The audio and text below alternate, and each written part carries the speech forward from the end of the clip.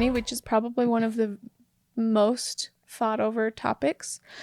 I think that's a hard one to talk about, but like just barely the other day we were talking about money, and we're getting ready to sell a property, so we're going to have a little bit of a chunk coming in, and we're like, okay, we're going to do this with it. And I'm like, okay, but like, I think your idea is great, right? We're going to use it very responsibly. But I have noticed that you've been spending big chunks of money, but you're not okay with me spending big chunks of money. And I pointed that out in a very nice way, mind you.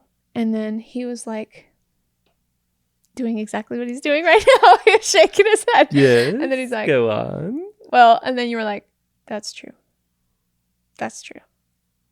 Like recognizing, and that is not how it would have been in the beginning. I have no idea how. But I also explained why I justified my expense over your expense. Yes, which was yours is an investment, mine is frivolous.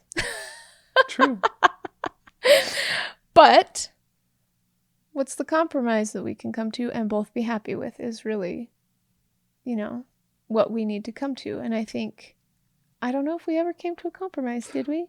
We decided that we're not going to buy your things because they're expensive and frivolous, and we're just going to buy my things because they're investments and will ultimately make us more money. Or did we decide that whatever you spend is the same amount that I get to spend? No, we did not decide that. I think that's what we should decide on. No. No, and it's kind of fun because I think I've learned how to communicate with you, and I've learned kind of what you'll agree to and what you won't agree to, and how to. Well, the more we talk, the more we get the hang of each other. And so I know that this argument is going to end in my favor because I know that what I'm about to say is going to, and so it almost makes me a little bit giggly just because I know that you're going to agree with me. We might have to keep having this conversation. That's all I have to say. Well, because we need to make sure that what we're doing is benefiting both of us. Okay. Well, here's the deal. And we've talked about this before. Okay. This is us having a conversation. Real, true, honest, okay? Okay. Are you ready? Yes. All right. And then no shutting me down.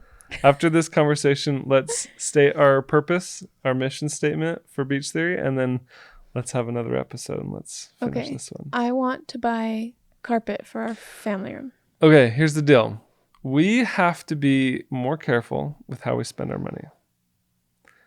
This was your dream house. You splurged.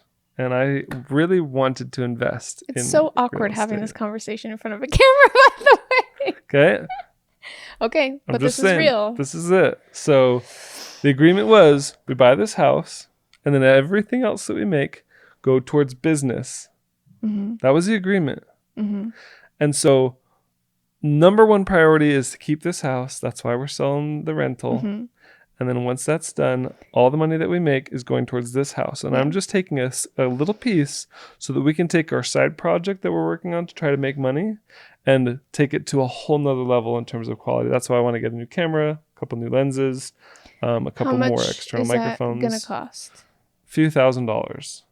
Okay. But it will make us a lot of money. And that's why I justify the expense versus... and every other penny going into the mortgage on this house so we can stay here as long as possible. Now, ultimately, it's not going to be long before we're making enough money through flipping houses and some of our other projects to where now we've got our expenses paid for. We're no longer going in debt every month. We can afford the mortgage on this house. Oh, and hey, by the way, here's a couple extra $1,000 with no purpose. Go buy the carpet that you want. Okay, here's my concern. There's always a purpose for money. You will find a purpose and go, just like the other day when you spent $500 on those tickets, right? Right. For that thing that you're going to be learning at. Event, yeah. But I see big chunks of money going out and I'm also working and I see, the family room and winter coming up and it being so cold. You work very hard and you're just entitled to the money as I am. I recognize that. So I have put it off for a really long time. Last time we made a big chunk of money, I put it off. And the time before that, I put it off. And I did it for other purposes, to help like get the tent trailer and things like that. So I just feel like I've put it off enough that maybe we could make a compromise where I'm not spending a big chunk of money from selling the house.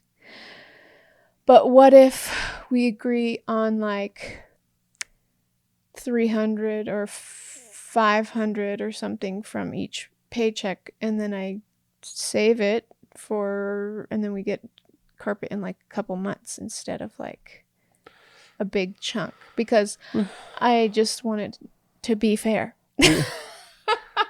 I want you to have nice things, or we wouldn't even be in this house, because it wasn't my idea to move into this house in the first place. So obviously I support your dreams.